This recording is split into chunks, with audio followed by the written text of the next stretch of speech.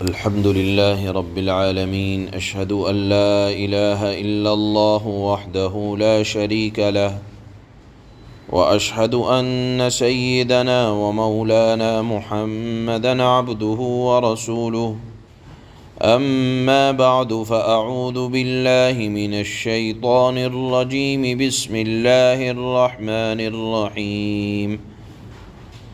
ما أفاء الله على رسوله من أهل القرى فلله وللرسول ولذي القربى واليتامى والمساكين وابن السبيل كي لا يكون دولة بين الأغنياء منكم. وما آتاكم الرسول فخذوه وما نهاكم عنه فانتهوا واتقوا الله إن الله شديد العقاب. صدق الله مولانا العلي العظيم.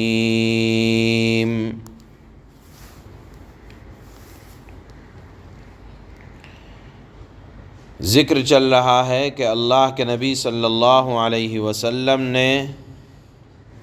غزوہ بنی نذیر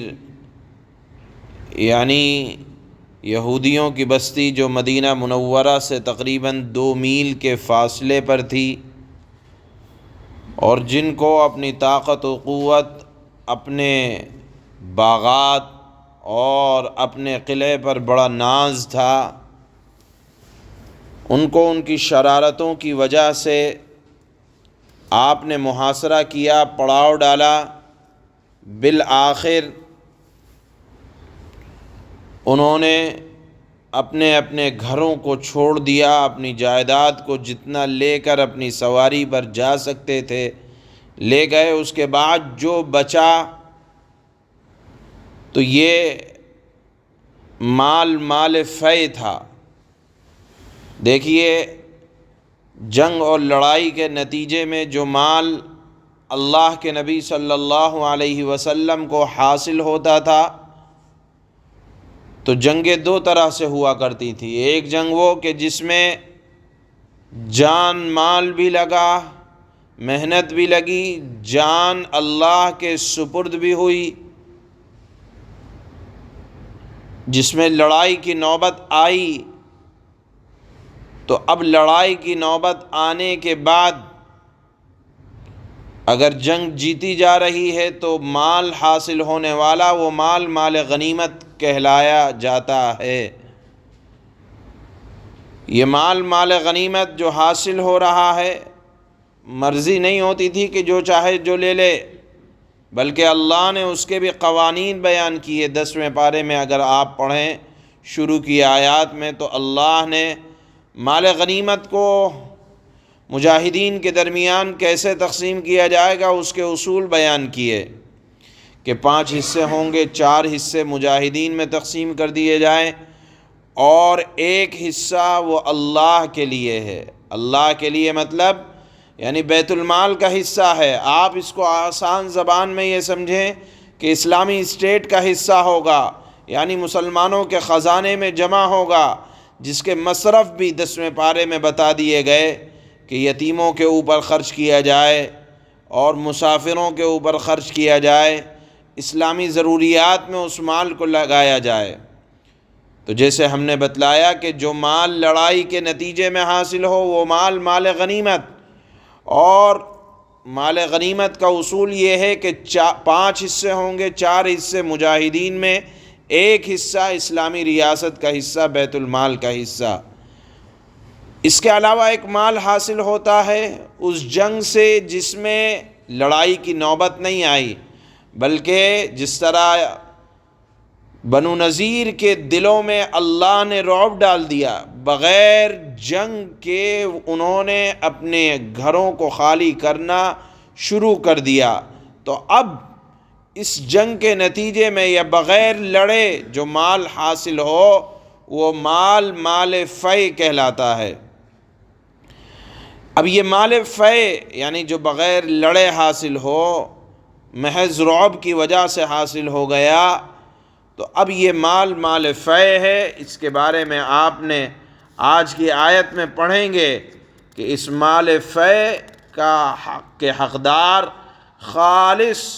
اس میں اختیار اللہ اور اللہ کے رسول کا ہوگا، یعنی یہ عام ضابطے کے مطابق جس طرح مال غنیمت تقسیم کیا جاتا ہے اس طرح نہیں ہوگا، بلکہ خالص حق اس میں اللہ کے نبی صلی اللہ علیہ وسلم کو حاصل ہے۔ اور اللہ کے نبی بھی کہاں خرچ کریں گے اس مال کو؟ کہ وہ یتیموں پر، غریبوں پر، مسافروں پر اور اپنے رشتہ داروں پر، غریب محتاج فقیروں پر اس مال کو خرچ کیا جائے گا، اور بے کسوں اور عام مسلمانوں کی اس مال سے خبر گیری ہوتی رہے گی، اور عام اسلامی ضروریات میں اس مال کو، یعنی جو بغیر جنگ کیے مال حاصل ہو جس کو مال فے کہا جاتا ہے، اس میں عام مسلمانوں میں اللہ کے نبی صلی اللہ علیہ وسلم خرچ فرمائیں گے، یا وقت کا بادشاہ اس کو خرچ کرے گا۔ اللہ نے فرمایا کہ یہ اصول میں اس لیے بیان کر رہا ہوں تاکہ مال اور دولت مخصوص جاگیرداروں کی جاگیر نہ بن کر رہ جائے کہ جن سے بڑے بڑے سرمایہ دار مزے لوٹیں اور غریب فاقوں میں مریں۔ اللہ رب العزت والجلال کے قانون کو اگر آپ دھیان سے پڑھیں گے تو آپ کو محسوس ہوگا کہ اسلام کے اندر نہ تو کہیں کمیونزم نہ سوشلزم اس چیز کا کہیں ذکر نہیں ہے، بلکہ اسلام یہ چاہتا ہے کہ جو امیر کھا رہا ہے وہی غریب کھائے، جو غریب کھا رہا ہے وہی امیر کھائے۔ دولت، مال اور مال و دولت پر صرف مالداروں کا قبضہ نہ ہو کہ چند مالدار لوگ مالدار ہو رہے ہیں اور غریب غریب ہو رہے ہیں، ایسا نہ ہو، بلکہ اسلامی اصول اللہ نے بنائے ہیں اور انسانی ضرورتوں کا اس کے اندر خیال کیا گیا ہے۔ تو اگر قرآن اور حدیث کے اصول پر عمل کیا جائے تو آپ باریکی سے اگر دیکھیں گے تو چونکہ رب العالمین کے بنائے ہوئے ہیں اور اللہ نے اس کے اندر انسانی ضرورتوں کا خیال رکھا ہے، لہذا چند اصول ایسے بنائے گئے ہیں کہ دولت صرف مالداروں کا حصہ نہ بن کر رہ جائے، بلکہ امیر اور غریب کے فرق کو ختم کیا جائے۔ اس لیے اللہ نے مال فے کے بارے میں فرمایا کہ اس کو مجاہدین نہ مانگیں، بلکہ یہ عام مسلمانوں، یتیموں، بیواؤں اور اللہ کے نبی کے رشتہ داروں، خاندان والوں اور عام مسافرین پر اس مال کو خرچ کیا جائے۔ اور یہ حکم بیان کرنے کے بعد اللہ نے صاف فرما دیا ما آتاکم الرسول فخذوہ، کہ جو احکام اللہ کے نبی بتا رہے ہیں، اللہ بتا رہے ہیں، خوشی خوشی قبول کر لو، اور جن چیزوں سے روک رہے ہیں ان سے خوشی خوشی رک جاؤ۔ یعنی ایسا نہ ہو کہ یہ احکام بتائے جا رہے ہیں تو کوئی کہنے لگے کہ ہم تو 2 میل کا سفر کر کے آئے، گھر بار کو چھوڑ کے آئے، اور یہ مال خالص اللہ نے اللہ کے رسول کا حق بیان فرما دیا، تو دیکھو ذرا دل کے اندر اللہ کے کسی حکم سے میل نہ آ پائے کہ یہ کیا بات ہو گئی کہ ہم نے محنت کی اور مل گیا، خالص اللہ کے رسول کا حق ہو گیا۔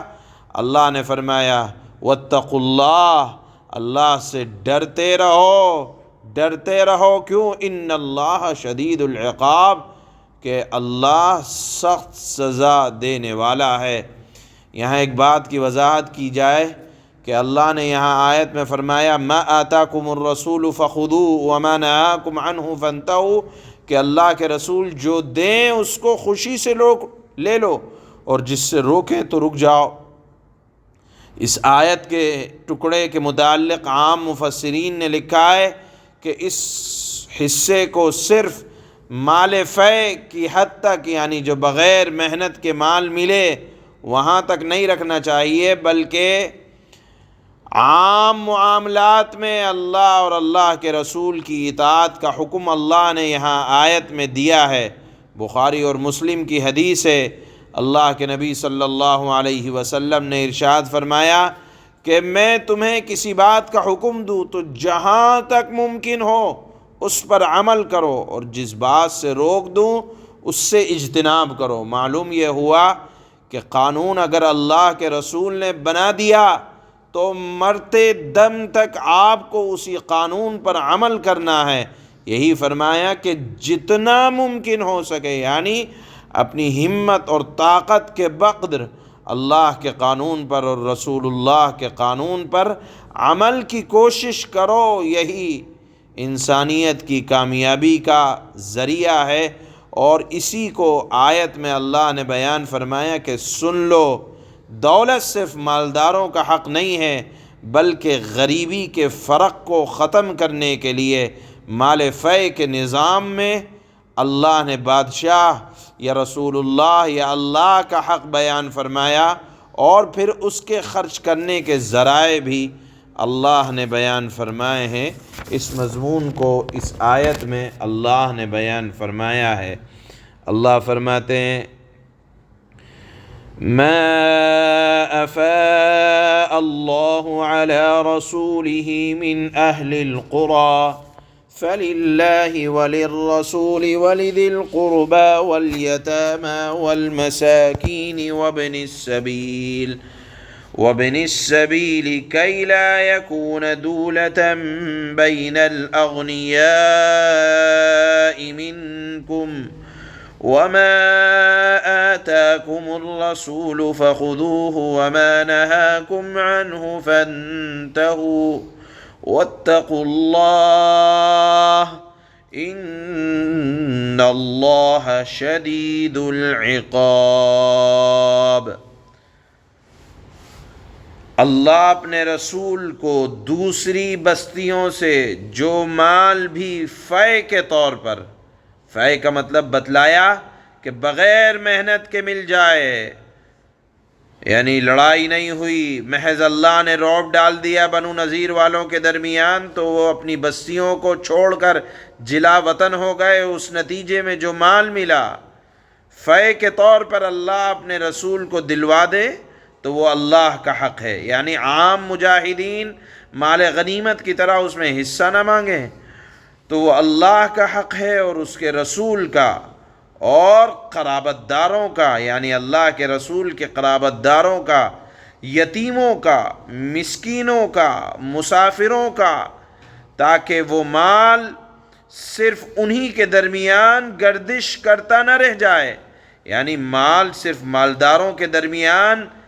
یا مالداروں کے گھر کا غلام نہ بن جائے مال، بلکہ اللہ نے فرمایا کہ مال صرف انہی کے درمیان گردش کرتا نہ رہ جائے جو تم میں دولت مند لوگ ہیں۔ یعنی اللہ یہ نہیں چاہتا کہ مال چند لوگوں کے حصے میں رہے، بلکہ اللہ چاہتے ہیں کہ مال غریب اور امیر کے درمیان برابر تقسیم ہو، اور رسول تمہیں جو کچھ دیں وہ لے لو، اور جس چیز سے منع کریں اس سے رک جاؤ، تمہارے سمجھ میں آئے یا نہ آئے اس کا کوئی دخل نہیں ہے، اور اللہ سے ڈرتے رہو، بے شک اللہ سخت سزا دینے والا بھی ہے۔ سبحان اللہ۔